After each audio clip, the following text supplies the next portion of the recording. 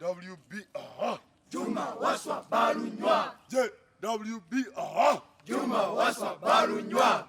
Eno penny penny. Nemaranjifuna we paba. Eno penny penny. Nemaranjifuna we paba. Nenjikwata koze. Nenjinyweza we paba. Tugenda kulonda Balunywa tumagenda tukolera binene wekiriba. Jikonkone, jitekeyo, jijeyo balojize ekiribeera ku mubuzi. Tuli bakulonda Balunywa. Ngambye ekiribeera ku mubuzi. Tuli bakulonda Balunywa. Ngambye Juma Waswa Balunywa. Sibawulire era. Balunywa. Ngambye Juma Waswa Balunywa.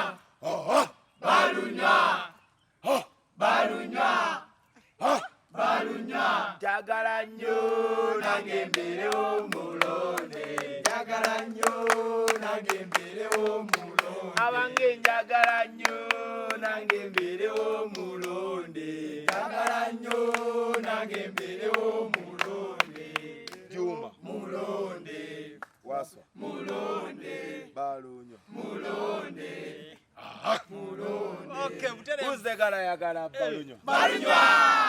Otale mu Juma TV shemo MC Prince Ivo bingi byogeddwa bingi bikoleddwa naye gwe bera Juma TV YouTube ogenda yo emboozi yonna tugine y'omukulu Juma Waswa Balunywa y'omukulu Enrico manager campaign manager byonna abawala abalungi ayina team eri solid kugamba nti nawe va match ndi mu kalulu naye ono naye amaanyi agalina kubaliwe so at the moment sina gwendaba. oli mu race weka Ndi mu race yes but sina gwendaba nange mpulira amaanyi gendina sige gwagampanguza akalulu tukyalina bingi ebyokukola because nawe ali mu race wekola batogalina ekitegeeza bali simanyi nakumanya. nga tumaliriza mu campuses ekibiina ekibadde singa kubeera n'amaanyi kyekya NUP currently candidate wa NUP teotidde nti naye bwanajjayo amaanyi. Juma Waswa Balunywa munoonyezzaako ate tumanye yaani Juma Waswa Balunywa akutte internet bwati aginywezezza buli we scrolling agenda ku Twitter, TikTok, Facebook ye Juma Waswa Balunywa twebuuza yaani we tuba tutandikira ogamba otese Jendisewo setansewo bulambugamba bulungi pozo Juma Waswa Balunywa nga tannaba kutuuka ku mobs yaani emabegako waavaawa. okay ati amanya gange amatuufu bampita Enrico Kawoya but my stage name is Enrico MC. Juma Waswa Balunywa is a candidate in the upcoming guild race of the 27th Guild Parliament that is happening at Makerere University Business School. So mvawa I joined MOBS naingira Makerere University nga mu first year when atandikira kuba campaign nti teryali lya tutumu nti nga kati naye nali nga nkuba campaign kuba buli gwe nakubira nga yayitanga mbuyisi teri wasooka kukubira kwani campaign nasooka nenkubira omuvubuka gwe bayita Kato Frederick yali wa National Unity Platform gwe yamuli emabega ye yajja nantuukira nangamba Kawoya manyi engeri gy'osobola okukolamu ebintu byo badde njagala obeere ku ttiimu yange konze kaale kati tutandika campaign ngenda mu classes mbazinira abaana jukira tuli mu year 1 kati nze na mastering art nti omwana abeera mu year 1 ebugumu lyabayina erya trend libali mu so nga ngenda nembazinira amazina agabeerako ennyimba eziriko nabasanyuka era nga akalulu kagenda otuuka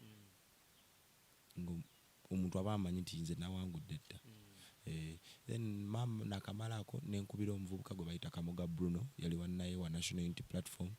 I was the first person to campaign for those people and they win under the party of National Unity Platform at Makerere University Business School. So when namala Kamoga Bruno naye namukubira era slogan ye yali egamba Kamoga tali mean like Idi Amin, Kamoga tali busini, Kamoga line dini, Kamoga nyumirwa jini, eva bakushuwa wini, Kamoga tali anguzi awo merwa mbuzi.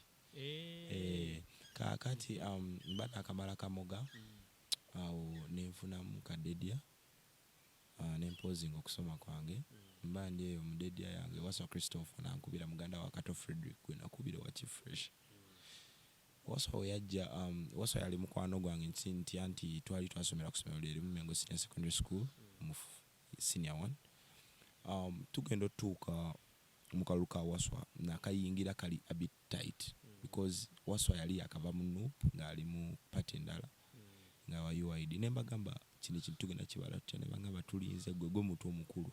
So in other words bantu banja bali ba offering good money naye nga nze njagala nnyo kolera mukwano gwange. When I feel comfortable, like I feel like you can. Awo ng'otandise okupangisibwa nti oli wabeera ayingidde mu byobufuzi apangisa gwe nakuwa ssente n'otandikirawo omulimu gwange. Naye ngo abaana era baalindanga nga bana bamanyi era baalinda ne bagamba kati Enrico agenda kukubira. Waatulaga wasonga we tulaga. Kati era ng'oluusi abaana bayinza okugamba kati Enrico gwe wagirani leero. Bagamba munaye nange sinasalawo naye tujja kulabira eyo. Olinze ka ssente. Oluusi wagambanga kaninda akasente oba akasimu naye nga otuuka n'okirowooza munogaana naye oli mukwano gwange. Ngera oluusi ky'obasaba obagamba ompaayo ka transport. Ka transport maybe no feeding kyendya. Then nze nenzija n'enkola omulimu. So Waswa nenzija nemukubira oba wawulirako nti nakedde ku makya kulonda Waswa. Oyo Waswa nnyo. Ne tukuyimbira kana kayimba nga kalungi nnyo. Oyo Waswa. Nemala nemukubira nti nze njagala Waswa Christopher. Waswa Christopher. Era nabo gye buli ku page yange. Kuba people have just noticed them as per now. Dengayo. So maliriza Waswa naye naayitamu. Era kati ye GILD president aliko currently. Now politics yali atuuse nga ntamye. Nga ndaba sina kyenfunamu bantu batuka mu office tali yakubira kasimu. Oli kasi omuwanguza kiba kiwedde. Tali azirina kujjayo ba miliyoni ajja kugamba nti ka miliyoni kaako. Naye nga mbeerawo ng'ate ndi musanyufu. Because I believe naina omukwano gw'abaana. Nga nze nyingira campus nembuza ku buli omu nga siri muntu ali awo nti oba buli omu amanyi kale kanneerage simanyi ngeri yakikola ekyo. Wali gwe weesimbyewo nga gwe yeekubidde. Ye anno nkusesa twali mu kibiina omwo nga omanyi olwali lw'abalenzi nga baŋŋamba gwosobola gwe nno tukwesiga kati biseera bya Kamoga. Kati Kamoga yeesimbawo nange nga neesimbawo kuba off campus GRS naye najjukira nali mu year 1 naye nga campus yonna yeeronda off campus GRS. Kati kaakati ninda ebibuuzo nali ntyamu because sisobola kulima nti ebitabo mbyagala nnyo naye era nsoma. So ngenda okutunula ku results nga nnungi. Ne mbagamba abaana ngenda kwesimba maama buli omu n'atambuza Enrico agenda kwesimba ku off campus. Nze saakola na campaign. Nakuba ka poster kamu nenga abaana bakuba bakateekayo. Era olunaku lw'okulonda najja buzi nenyimirirawo ku station wenyini. Nga buli ajja yagamba what's your name Enrico. N'abatamanyi oyo si MC nga basika bamanyi MC. Ne bampa akalulu era nze yali overall because bali balonda bana naye nga mu rest walimu abantu nga 15. Obwemuso omaze mu bbanga ki? Natandika okwemusinga ndooza nandi mu high school okujjirira nga nzija neŋŋamba yo wagwan party people it's your boy MC Enrico representing naye kati ebiseera nga ngeegenya ndatte nabugeegenya naye ati bwe najja wano eno nenfuna that passion. Obwemuso obukolera waliwo tulina beemusi b'amabaala n'ab'emikolo n'aba high school bwe bityo. Me am versatile. Ebeera ebbaala ogikuba. Yes. Tekiŋŋaana ne weba crowd ki. At least I rather get to learn nti crowd gye ngenda okuba eri wet ne wet. Neŋŋamba nti kati ngenda gitandika bwenti ne bwenti. Inshallah Mungu wabageze nakuwa kasima nga nayo ogikuba nga banyumirwa.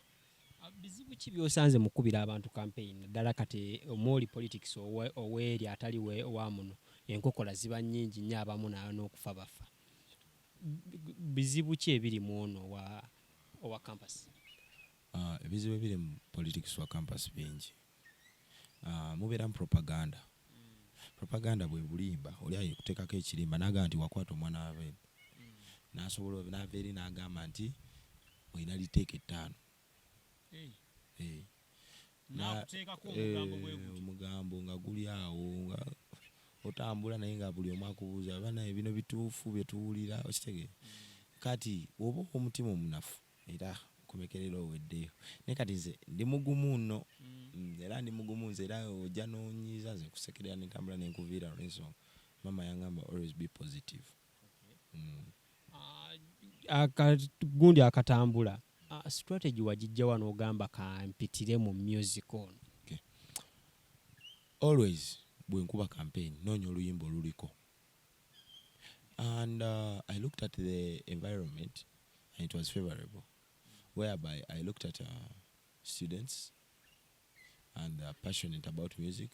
I get to see that twali mukaseera ka trendy ya Fik Fameke ya live in concert. So kati era owulira akayimba akasoka amise penni ne mala njifuna bwe papa naye ako sinze yakawandiika. Kati tulina omwana ku timu bamuyita Truth.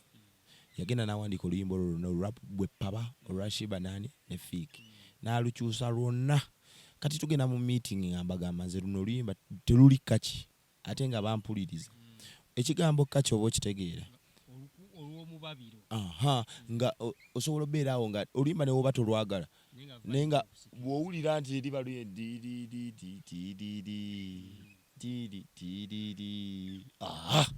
ekitegeera awo kati abaana at first yalwanika lwonna he was my friend nemugamba njagala you learn from me baze ekintu kiruddemu.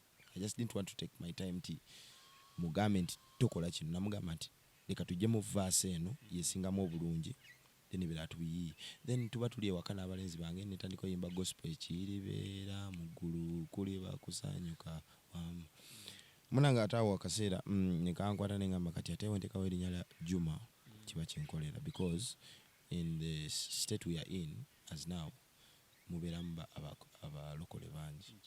Yes, and oluyimba teluli ku balokole bokka lu penetrating n'abakatuliki bonna buli omu aluyimba n'abasiraamu era obasanga baluyimba. Now kinyuma bwe kiti nti erinnya ly'omulenzi yali lijja buli wamu as long as nze erinnya lyo nsobola lijja mu rhythm tesobola kunnema. I start nentandika nenfuna concept eyo yonna and then I get it together then nengenda ku team abaana nembagamba njagala tutandikawo akantu kenjagala tutandike nga already baali bakimanyi tulina oyimba naye nga tebamanyi kiki tugenda kola ki nentandika nti JWB Juma Waswa Balunywa. Kati JWB is a symbol of Juma Waswa Balunywa. Nti J stands for Juma, W stands for Waswa, B stands for Balunywa. Kati ndaba momentum yaabwe teri versatile nga ntandika okibateeka mu positivity olina okukola ekintu ng'okola ki ng'okyagala.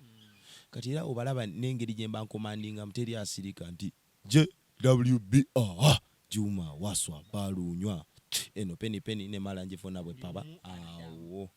Kati abaana nga kayimba bakanyumirwa. Kati every time we used to go for a meeting I used to encourage these kids nga ntera okyogera nga nemba sinatandika meeting so kanebaga JWB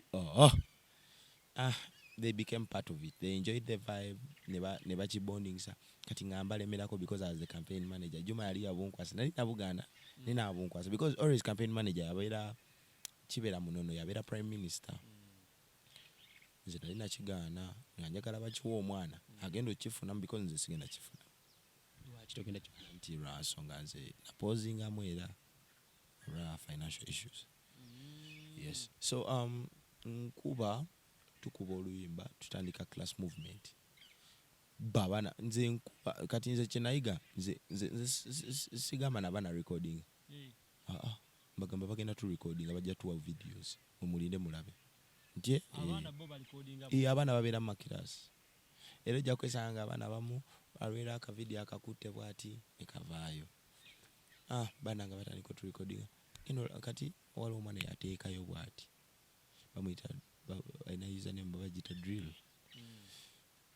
nga ndaba akantu ke kapiikinga nengamba nange leero kangezeseera because nateekangayo naye era nga ndi kuwanuke sivaawo nembalula ogenda olaba efuuse ensonga vidiyo yatambula kati nze nno sigiriiko ndi mu campaign mbala akalulu nkabaziza nkasaze wano nino katereza wano nino kayisa wano eno yaneno ekibuuminga ekirere kibuuminga kaakati kibuuminga ninga simanyi tikigenda boominga nnyo kintu nekinva mu ngalo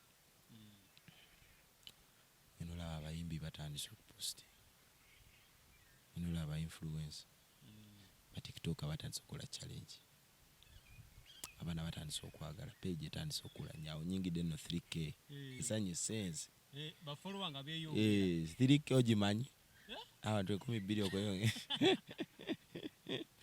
esanyu lyoba oyina kyesobola okugamba liba lingi nti ilis 3k abantu 12 bakukkiririzaamu kyokola ki kiba kirungi now salabako negative comment nga buli emu very positive so positive teri yanvuma omanyi nze tiktok mbaddeko ndaba abantu babavuma bakola ki ni teri yanvuma buli omu they welcomed me with open arms. They were happy. Now, never kanzi ngamba standiwa wendi mama ayaye batandise okulakinga video egenze mpaka mu 10,000 nindi era nze buli celeb abadde nga posting ne team ndoza ne ofuna omumember ku team akugamba ebiyenge ngolusi binzija maaso resanywe lingi nti mbadde sisubira nti kekaseera.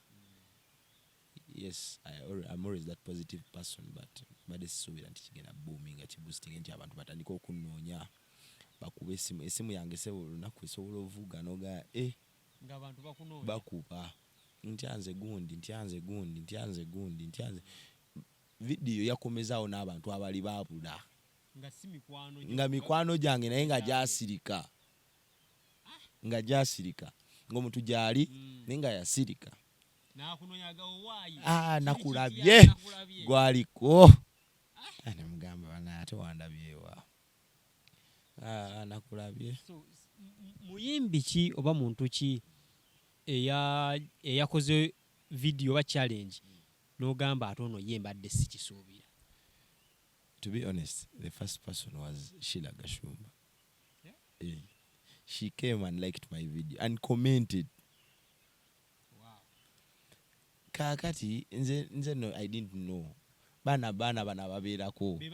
Beba no ku screenshot ati sweet kantuka bana inakuba endulu abandi okumpi bebe nabaga tugende tuli enkoko. Wallahi twagenderawo ne tuli enkoko.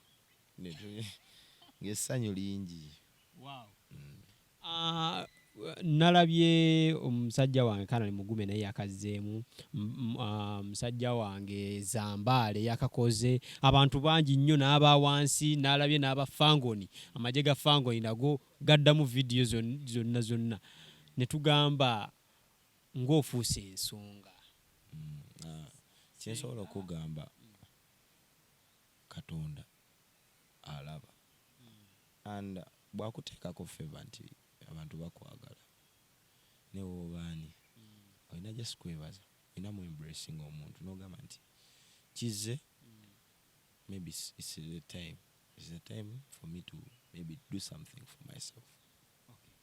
Omuntu ajja kwebuuza kweno peak gy'oliko tuyingira bwe tugenda mu byobufuzi by'ensi tudda mu maaso awo tulaga wagenda beera campaign nga zitandika bantu ki boolirwedde oba nkambi ki gy'olirwedde nti senga ekuyita kwa bagenda kukuyita nti yangu otuyambeko gy'olirwedde okukolera? Ate tunagenda awo nsaba mpiseewo okwebaza kwange eri Douglas Rwanga.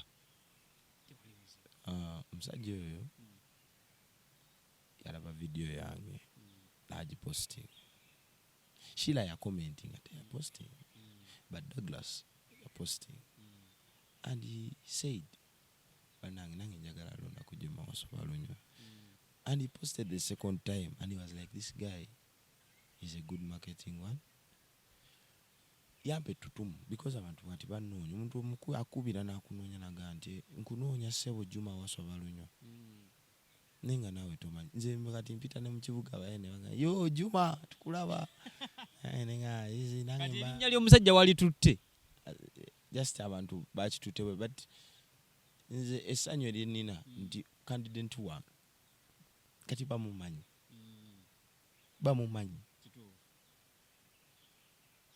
saaga kyogera naye omuzadde gyo yakubidde omwana we omwana yeyaŋŋambye n'amugamba nti oli eyo naye Juma Waswa Balunywa omumanyi.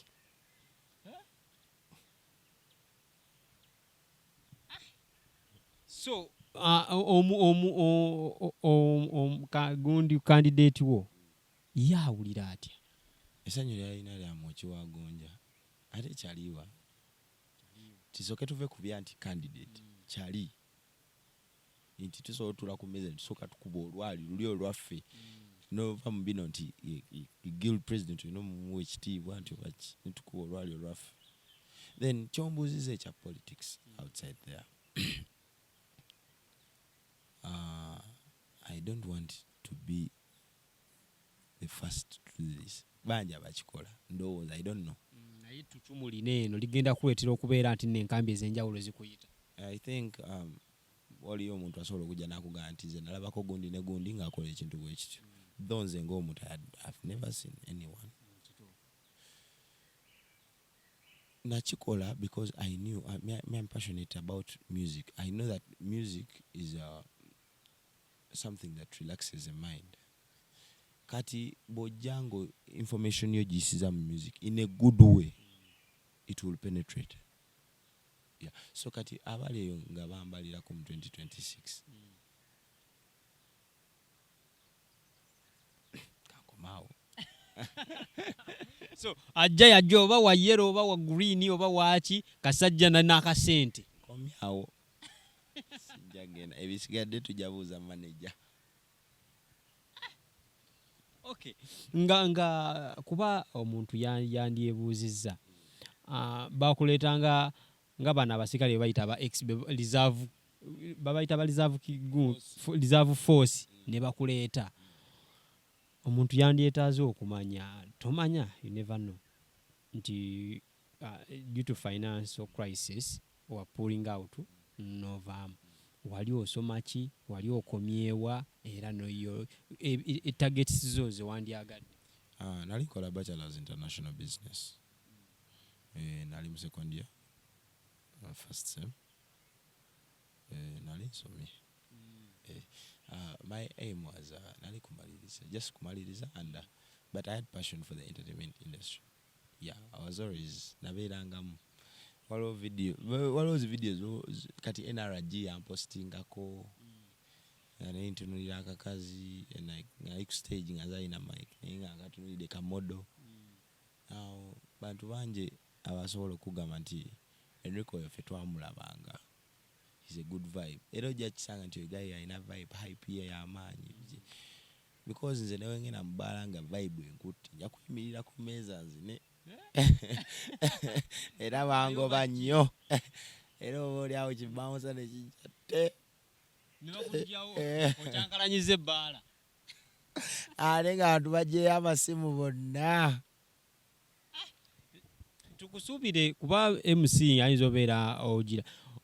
Tukusuubira okubeera omuyimbi. Siddanga kawo n'ekirowoozaako nze ng'omuntu personally. I just love what people create, the craft people create. But I can sit down and panic as a person. But siddanga kawo n'enzirawo ne nga nti nyimbe but I freestyle. Solo kuba freestyle nga nkambwe. Ogenda gitukubiramu nga tumaliriza. Twogere ku akalulu katuuseewa. Kati akalulu kano we thank God nti kadde tekalina we katuuse. But already erinnya gyeriri. Akalulu kano isi tebanagironda but I think probably bagenda gironda within this month. Kati isa tebwe bagiteerayo awo akalulu kaba tuba tutandise olugendo. Okay, kalulu kotandika owulira nti kati ba opponent batandise okujjayo ebiposta amasaati twala tugende. Awo ga buli omu. Ekitegeeza tusuubireyo ekyenjawulo ekigenda osusukka ku kino kye tulaba kati. Twakatandika. Ali ku kaadi kikuba abantu bakyebuuza nnyo. Kaadi gyaliko ye ng'omuntu aranira kaadi ya UID, Uganda Young Democrats. So alinze bulinze because bali ba candidate babiri abagisabye so alinze. Singa tebagimuwa okyusa n'okubira omuntu omula campaign. Nze kawo Enrico nedda. because brand yange already eragandibwa Juma Waswa Balunywa. So batamuwa card ye nga ye era nsigala nkubira Juma Waswa Balunywa. Senga bibeeranga bwe biri ne bagimu oba ne batagimuwa candidate wo musubira okuwangula.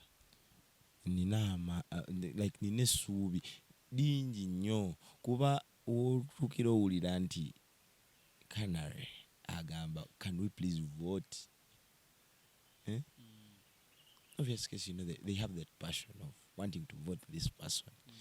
It's like walabira akaseera ka Bobby awo yajiranga yesimbyewo ng'omuntu alina passion yogenda ofuna ndaga muntu agenda akola kimu ne wano. Tusuubire senga bitambula nga bw'otabyagala. What next? Awo Katonda yabageze ate naye era tetuba tetukomye awo batutandise tuzze ng'oggyeko okubeera nti nno mukwano gwo gw'omulabamu potential ye ng'omuntu musajja mukkakkamu. Now any politician aba mukkakkamu tawankawanka tabukuta nti nzire eno nzire eri era toliwulira mboozi nti oba yasookera eri oba yasookera eva abaddemu ekyo ekibiina UID tabanga musajja mukkakkamu aba buli omu akigamba alina principles za leader. He's calm, he listens, he has that leadership skill and waba faces a challenge asooka n'ayita team ye, we sit down, we find a solution to the challenge and what caused the challenge. So that is what most people like about him. Yes, please. ng'oggyeko okubeera nti nno mukwano gwo because otugambye nti abasooka be wakolera bwe ebaali mikwano gyo ne be baatuuka mu ntebe ate bakibalanga bwe bakyagala bo. Ono how sure are you nti tagenda naye kwerabira? Juma kyensobola okugamba simanyi but right now wali alike andabanga mukulu we kyensobola okugamba tegeeza oba osobola n'omuwabula mu bimu n'akuwuliriza muwabula si nti nsobola era we mugamba nti kikyokoze kikyamu kiba kikyamu because tegeeza agenda fugira ku ntolizo tekiba bwe kiti ate omuntu okuwabula tekiba nti afuuyire ku ntolizo kiringanga nze gwe kujja n'oŋŋamba nti owaaye mukulu weekube kafyumu owonyeko obulungi ng'oli mu bantu oba tonvumye oba ompa budde mba sivugira ku ntolizo just oba ompadde oba ompadde ki oba ombuliriddeko ng'omuntu. courage gy'olina mu Waswa Juma Balunywa atulowooze nti nno byonna by'okoleredde ebbanga abantu bonna b'oyambyeko ebbanga eryo lyonna obadde weeteekateekera tuuka mu kana akaseera kati oli mu kaseerako? Nedda bambi nga bwe mbadde nkikolera bali naye bwe nakimukolera wabula nga bwe bagamba nti mukama wakusuulako akasuubi yakasudderu oba enzigi zaggudderu lyettutumu lye tuliko. Abaana bano be waselectinze abali mu vidiyo wabalonze otya? Kuba ndaba buli omu afiitinze ate buli omu amaakinga ne group. Abaana abo yati nze ne woba ompadde baana ki gw'oli baakuwadde bonna nti bano benjagala tukozese tutambule nabo obateekamu kyoyagala? oba ompadde ba beesi yokka nga tompadde mu basitiiriyo kivaayo nga bwe kiri. Abaana abo bali ku kampu bawagira Juma nga wonaava eri n'ogamba nti nze nkuwagira Juma wendi nti kati oba nti nina kemba nina okukolera wendi. So abaana era babeerawo bali obedient kikisinga obukulu as long as they are always respectful and obedient. Kampu ki gy'olaba erina amaanyi gy'oyinza okugamba nti kambi ono nayo y'amaanyi tetudde? Anti obuzibu buli nti tewali gwolina gy'owulirayo eyo gy'oli kuba zonna mweziri by the way eno campus naawe okimanyi naye tewali gy'owulira owulira linnya limu Juma Waswa Balunywa. Emabegako awo obululu obeera mu campus nabutwala butabuza nsobeeramu envuvi abaana beekuba beewamba bakola bitya kaneena akaluke mugenda muggwa okalaba otya ngo abaddeko mu bululu obw'enjawulo obululu okuva mbadde ku mobs titubangako nakalulu kale nti kwetta baki naye era ebyo bibaamu nti oli akwogeredde n'oli akwogerera nemwekwatamu awo nemwesanga nemwesindika bibaawo wano ku mobs era ku mobs kirabangako but ku muku nakirabako ekya Dangote omuyayi gwe bafumita because naliyo misinde nali misinde awo tuwulira nti ate era awo kusooka nesonyiwa muku nga politics wa muku mutyamu because wabeera abasajja nga bo tebaagala kumanya nga tumaliriza bw'obeera wakunnyonnyola Juma Waswa Balunywa omuntu amutegeere omunnyonnyola otya amunnyonnyola nti muntu mukkakkamu muntu muwombeefu muntu awa eddiini ekitiibwa muntu omusirifu omuntu ali joli eva aba musanyufu era kyensobola okunnyonnyola naawe wennyini n'omulabako saawa zino muntu wanjawulo nnyo nti mukkakkamu owombeefu awa eddiini ekitiibwa era olaba abantu abamubeera okumpi eva babeera happy musajja wanjawulo nnyo ettutumu lino oli containinze otya kuba kati buli mwana yenna akutegedde omwe mujjira abeeyagaliza ebyabwe awo n'omusajja kubalabika bulungi nnyo awo abakazi awe bakusumbuyira oli containinze otya okubeera ng'okyali hambo ekyabakazi ekisooka tuli Makerere University Business School ono abakazi buli kika kya mukazi weekiri ate tukirabe so tewali kipya kyengenda laba kikisooka omuntu wajja ng'ayagala kubeera mukwano gwe tekirina buzibu bwajja nga alina intentions ndala era osobola omukyusa n'omufuula mukwano gwo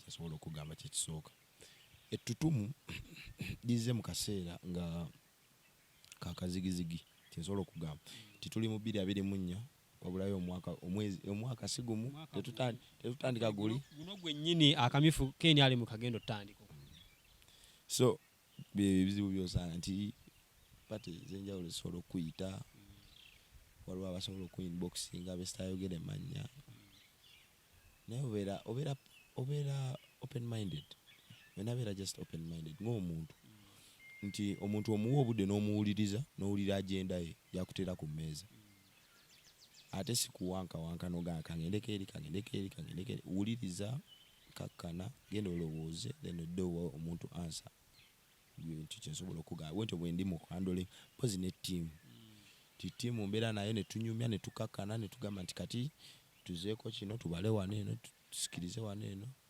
so bwe kiba bannabyafuzi abasinga baba bakulira kampeyini z'abantu bwe batandikawo ttiimu ebeera yakwataakinga oli kumuvuma kumukyayisa abantu kye tutanalaba mu nkambiyo ekyo the one of strategies okozesezza oba kyo naturally temukirina oba mukipulaninga okikuta abaana abo bwe mba mbagamba ekintu kimu you respect one another and you don't abuse omuntu waweereza ekibi mumuweereze sitika ya Juma tambula omuviiri oli bwakusindikira ekiwemulo musindikire posita tambula omuviiri olw'ensonga nti kati onvume nkuwe twewe era tuba tetwebaze mu magezi naye kati ate nze asirise mba nkusinzira oba ogenda tutuuka eyo weebuulirire ogambe ono nga tanzizeemu emirembe gikuggweko nenga gye bali ate boogera ne tubaleka ffe twasigala kusirika babakonjera n'obalaba kuba kati ate ffe saawa zino kyemanyi ndowooza kati eggwanga lyeri mugamba kati abaana ba mobs nti baana mmwe omukisa gwe muyina gwa tutumu nnyo okulonda omwana oyo oba kitegeere nga tuwumbawumba amagezi kigoba bannabyabufuzi abakozesa enkola ezo kyensobola okunnyonnyola nabufuzi abali eyo nga sijjeemu gundi oba gundi olina oyiga ekika ky'abantu b'ofuga ekyokubiri politics bamubala mu categories enjawulo naye kati ate ffe tuli bavubuka. Now you have to master the art nti omuvubuka abeera ne talent. Talent is a big thing. Wonyoma talent oba onyomye kumpi ne social income eyingira mu ggwanga because ojjasanga nga social media etambulira ku talent. Buli kimu, most of the things bitambulira ku talent. So if you don't respect the art of talent in politics, you will not achieve it. That's why nti ojjasanga nga ne Bobi Wine yali ayingira akalulu oba ne Museveni waba ayingira akalulu oba ne Besigye waba ayingira akalulu oba ne nti ojja kuwulira nti Besigye barabara ojja kuwulira nti Kyagulanyi nti oba mpenkoni okitegeera nti oba ndi mwana ero okitegeera. So it's just that engeri gyo perfectingamu kati nze ekyenjawulo kye nnina kweza ennyimba zonna z'owulidde nze ekyange kiri kaki onoonyayo ennyimba ezo zennyini z'olaba eziri mu bantu ne woba munyiivu otya Juma Waswa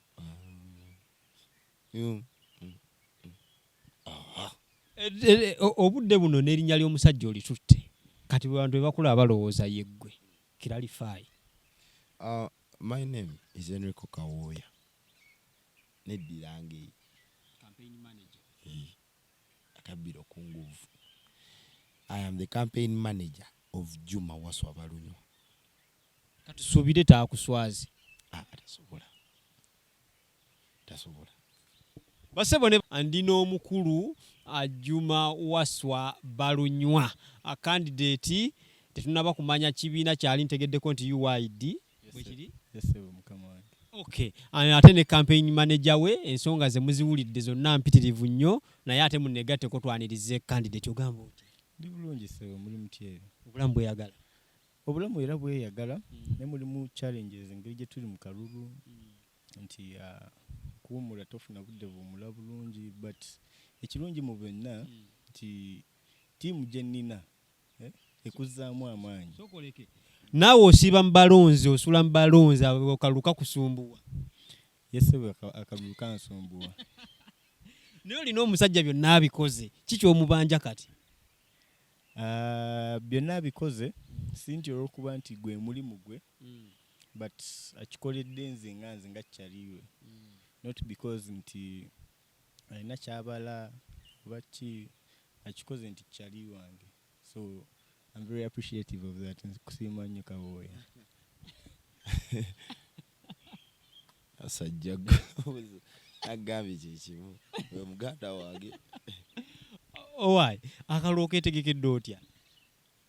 Akalulu nkeetegekedde mu in terms of mobilization. Nti in most cases ebiseera ebisinga the best mobilizer always wins. Yes sir. Omuntu bw'awulira Juma Waswa Balunywa yaani omutuufu from Childhood? Well, Juma Waswa Balunywa is a Ugandan by birth. Musajja musoga ava yesebo. Oliwo eri ewaife? Ye baba ndi musadda musoga. Mwene. Yesebo. Kafo kyawe bakuzaalira ddala? Nze banzaala Iganga. Kasolo. Yesebo. Natajja basekedde erinnya lya Kasolo. Oyingira otya ekibuga? Nakulira mu kibuga, nazaalibwa mu kibuga. Though in most cases omuntu azaalibwa mu kibuga aba tayagala nnyo kudda mu kyalo. But engeri gye baatukuza ti most occasions oba olina okuddako mu kyalo n'obulabako abantu b'oku kyalo kozi gye bagenda okuziika bani abanaakuziika nga togendayo. Kati mu kibuga owangaalirawa? Mu kibuga mpangalira Mbuya but as of right now ndi mu hostel, ndi ku Biko hostel. Nga bw'onoonya akalulu? Yes sebo, nga bw'onoonya akalulu. Obazuuka ne ku mwenda n'obagamba muzuukuke? Era kati sibazuukusa wabula be banzuukusa. Oba okyali mutulo owulira JWB Juma Waswa Balunywa n'ogolokoka yeyo alamu yange. Yes sebo. So osoma otya primary secondary? My primary nasomera ku Kampala Parent School.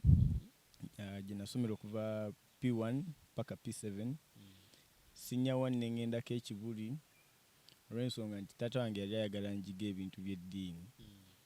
And era nabiyiga eddiini lyo kuva buto nga yesebo nga kale kyekintu kyatulemezaamu nti eddiini lyo kkulu oba olina oddiyiga nti mu buli kyokola Katonda omwetaaga kakube kukola ki oba ki.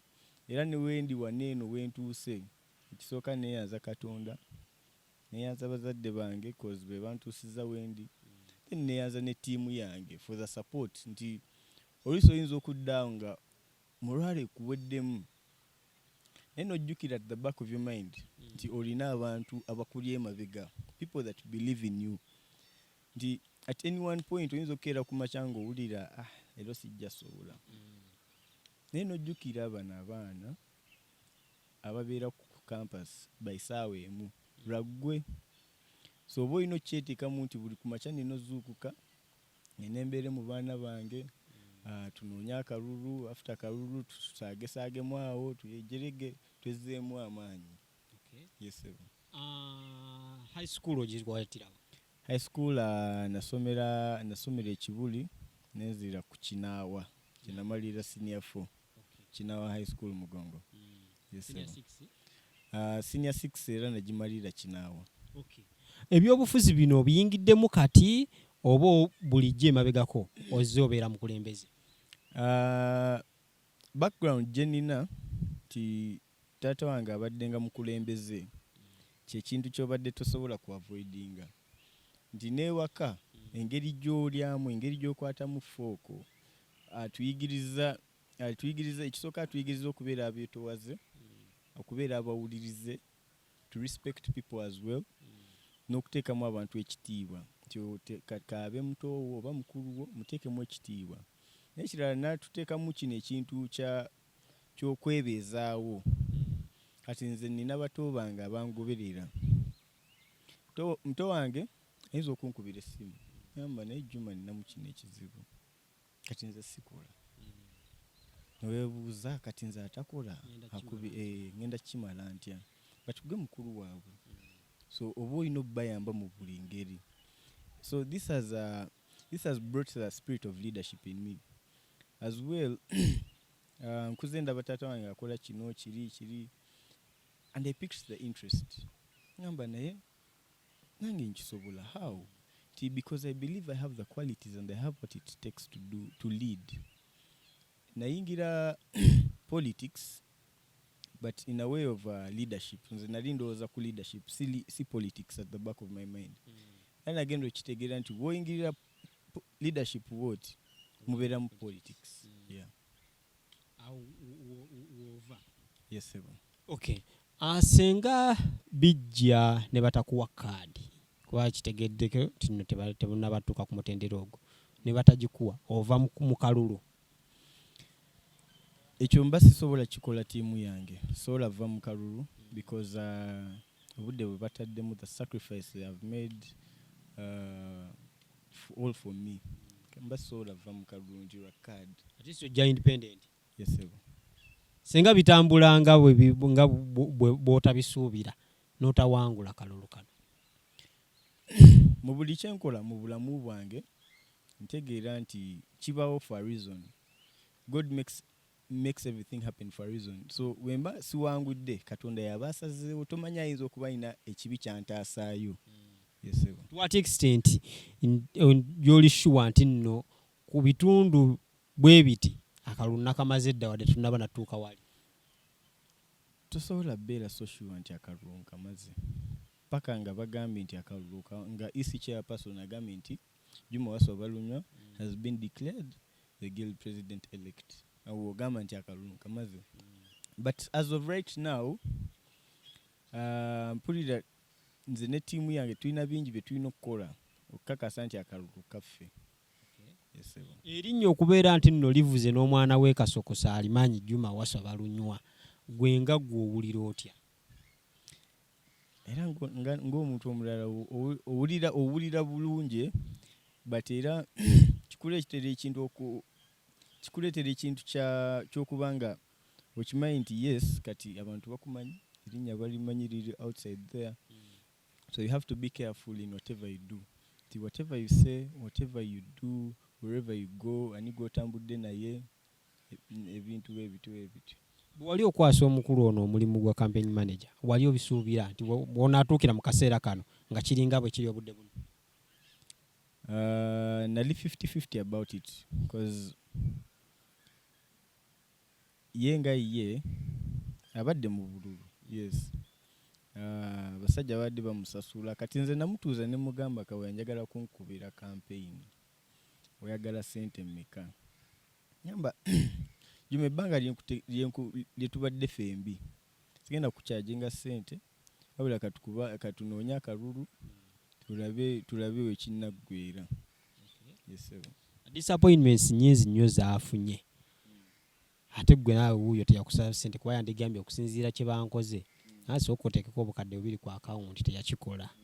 How sure are you nti nno bw'onaatuuka mu ntebe kuba yeewooma toggalengawo ng'amala konkona ani ono Enrico kamalirize bano? Kati nze ng'omuntu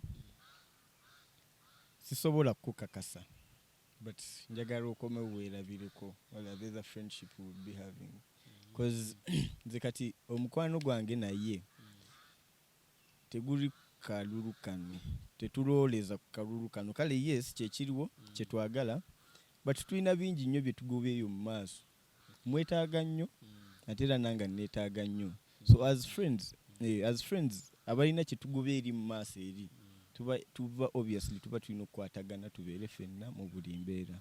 Juma Waswa Balunywa asoma ki? Juma Waswa Balunywa is a student of Bachelor's of Business Computing ndali mu mwaka gw'okubiri ku Makerere University Business School. Okay. Yes sir. Oyina ekirowoozo ky'okubeera politician oba leader outside campus? Kirowoozo kyo nali sikirina because this dream yava ku mwami gwe bayita Julius Ntende. Nali mu senior 3 when I met him, yali GILD president wa MUBS. Nga kale yeeyisa bulungi amanyi okwogera n'abantu, he's good at relating with people, ng'alina n'ekirevu. Kati nze neŋŋamba wenfuka GILD president nange njabeera bwentyo ekirevu kimere era kati kikyagaanye ati sinayitamu.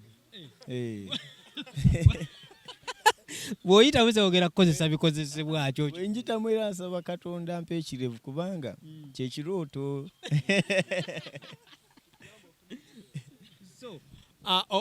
Mu byobufuzi byeri mu nsi olaba nga kifo ki bw'ova wano eno kyoyagala kyewandiitaze okwesimbawo oba okuvuganya? As of right now sinakiroozaako but obviously ekiroozo kinzijirira oyo mwami tayagala nnyo muyita Kawooya naye nze muyita Kawooya mbeerawo ne Kawooya n'aŋŋamba naye kati we tuva wano tuzzaako kiki kuba ddi erinnya abalonzi kati balimanyi ne gy'otali. Yes sir. Namugamba let's give it time and tujja kirabireyo mu maaso tetupapira bintu tukoleko kimu tuzzeeko ekirala. But as of now I feel there's much more ahead of us. Yes. Kirungi nnyo ekyo. Abalonzi bo biki by'ogenda obbakolera ebikuwaliriza okuvaayo by'olaba nga kubadde kusoomozebwa gye bali? Well kati mu MUBS we tuli obuzibu abaana bwe basinga okufuna is wifi buli omu akaaba tusoma online ne tetulina wifi. Kati wifi is the number one thing. Manifesto yange naye saagala displaying out there. Naye saagala displaying out there cause omuntu ajja very okitegeera.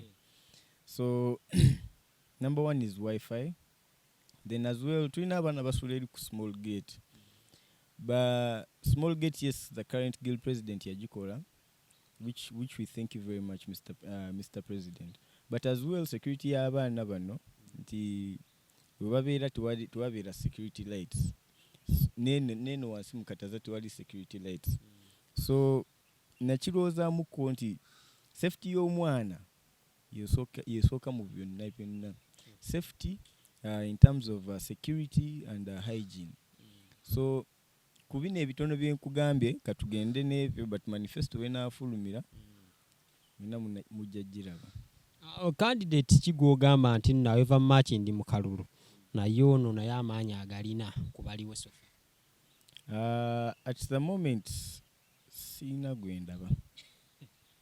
Oli mu race?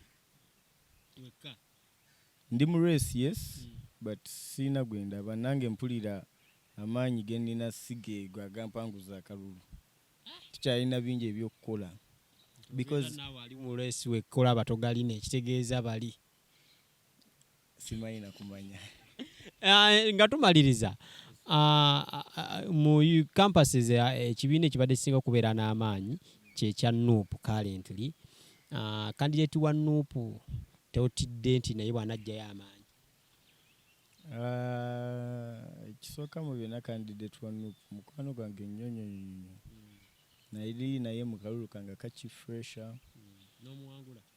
Nedda twali ku tiimu y'emu twakola ffenna nanyamba okuwangula akalulu era mbaddeko awo naye ne mugamba jangu tuddemu tuwangula akalulu. Bujozi naye omuyisa akwegatteko akunoonyeza akalulu. Yes, because amanyi bye twayitamu. Yes, alekewo NUP ajje munoonya akalulu wabanga bwasazeewo.